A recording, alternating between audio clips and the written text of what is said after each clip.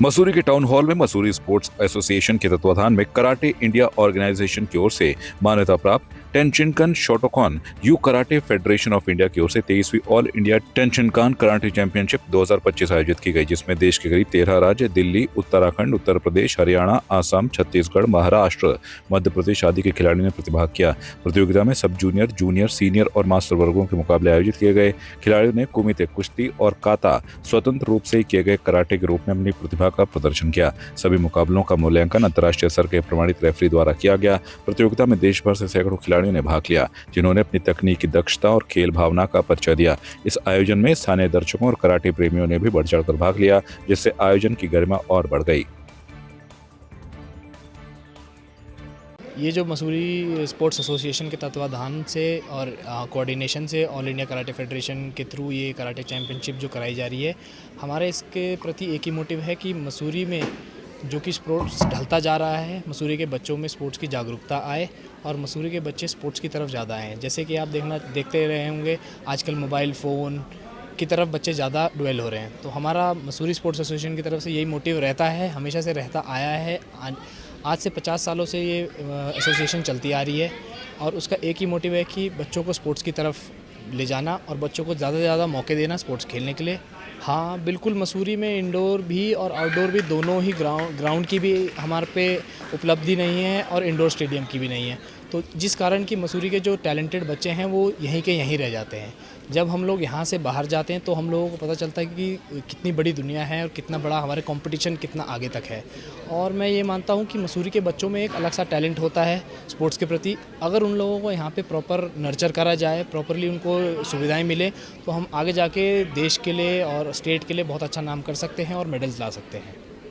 ये 2 दिन का प्रोग्राम है और इसमें लगभग 250 से 300 के करीब पार्टिसिपेशन है, मेल एंड फीमेल। और इसमें लगभग 13 स्टेटों के जो है पार्टिसिपेशन है। कुछ कोरोना के दहशत से बहुत लोगों ने टीमों का जो है ड्रॉप आउट कर दिया। कोई बात नहीं, ये तो होता है स्पोर्ट्स के प्रति। हमारा कराने का तात्पर्य यही था, जैसे उत्तराखंड में एक लहर थी कि उत्तराखंड में जो है आबो हवा सही नहीं चल रही है, जबकि नैनीताल में हुआ, उसको लोगों ने मसूरी को भी समझा। तो हमारा सिर्फ तात्पर्य यही था कि हम पर्यटकों को बुलाएं और देखें और ये बताएं कि उत्तराखंड जो है बिल्कुल सेफ़ एंड साउंड है, और बच्चों को घुमाएं। उत्तराखंड की वादियों में घूमे बच्चे, उत्तराखंड का नाम हो। बागेश्वर में गर्मी के मौसम में बढ़ती वनाग्नि की घटनाएं और मानव वन्य जीव संघर्ष की गंभीर चुनौती को ध्यान में रखते हुए बागेश्वर वन प्रभाग की ओर से चलाए जा रहे जन जागरूकता अभियान का दूसरा दिन सफलतापूर्वक संपन्न हुआ। यह अभियान सचल न्यायालय मोबाइल कोर्ट के माध्यम से विभिन्न ग्रामीण क्षेत्रों में संचालित किया गया। वन क्षेत्राधिकारी श्याम सिंह करायत के निर्देशन में बालीघाट, आरे, 15 पाली, छैना, हड़बाड़, जाख, ग्वाड़, अनरसा, शन, नानकन्यालकोट और बैशानी जैसे संवेदनशील गांवों में यह अभियान चलाया गया। ग्रामीणों को वनाग्नि की रोकथाम, वन्य जीव संरक्षण और संघर्ष की स्थितियों से निपटने के तरीकों के प्रति जागरूक किया गया। ग्रामीणों को जागरूक करने के उद्देश्य से उस वैन के माध्यम से प्रचार प्रसार किया गया तथा स्थान स्थान पर जहां पर भी लोगों की संख्या उचित मात्रा में थी, वहां पर वैन में जो हमारे कार्मिक थे उनके द्वारा वनों की अग्नि से सुरक्षा तथा मानव वन्यजीव संघर्ष के लिए क्या क्या सावधानियां हम सबको बरतनी चाहिए, उसके बारे में भी विस्तार से लोगों को बताया गया। और दूसरा सबसे जो महत्वपूर्ण जो वन विभाग का टोल फ्री नंबर है 1926, उसकी जानकारी भी लोगों को दी गई, जिसके माध्यम से वो वन विभाग से संबंधित किसी भी समस्या को दर्ज करा जा सकते हैं और जिससे कि वन विभाग की जो टीम है वो ससमय उसका निराकरण कर सके। और माननीय उच्च न्यायालय की ये बहुत ही अभिनव पहल है और हमारे आदरणीय प्रभागी वनाधिकारी श्री ध्रुव सिंह मरतोलिया सर ने भी सारे स्टाफ को निर्देशित किया है कि इस वैन के साथ आप लोग अपने अपने क्षेत्रों में ग्रामीणों को जागरूक करें। गंगोली हाट में कांग्रेस कार्यकर्ताओं ने आदि कैलाश दौरे पर गए पूर्व सीएम हरीश रावत से गुंजी में आरक्षित कमरों को खाली करने के विरोध में राज्य सरकार और प्रशासन का पुतला दहन कर जमकर नारेबाजी और विरोध प्रदर्शन किया। इस दौरान कहा कि सरकार की ओर से पूर्व सीएम हरीश रावत को मिलने वाली सुविधाएं तक नहीं दी जा रही हैं। भाजपा सरकार पर कांग्रेस के जनप्रतिनिधियों के साथ भेदभाव किया जा रहा है, जिसका पुरजोर विरोध किया जाएगा।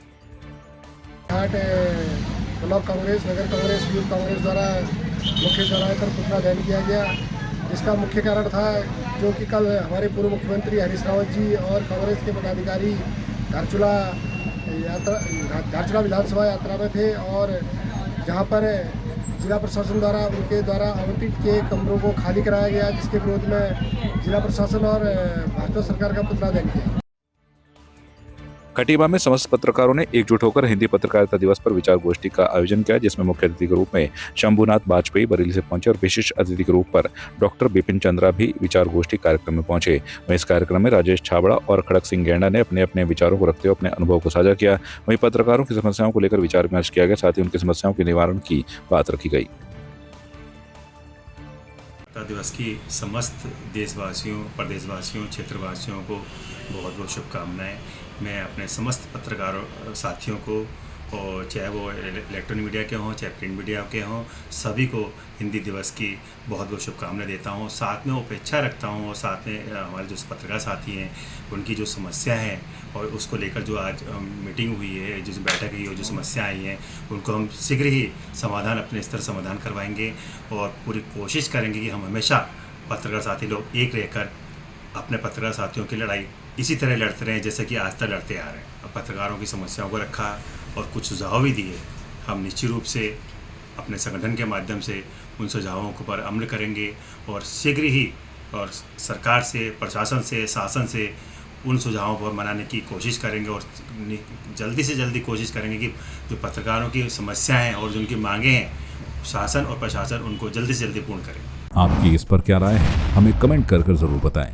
इसके साथ ही आप हमारे YouTube चैनल को सब्सक्राइब कीजिए। आप हमें Facebook, Instagram, Twitter पर फॉलो भी कर सकते हैं और संवाद 365 के साथ एक क्लिक में जुड़ने के लिए डाउनलोड कीजिए संवाद 365 ऐप।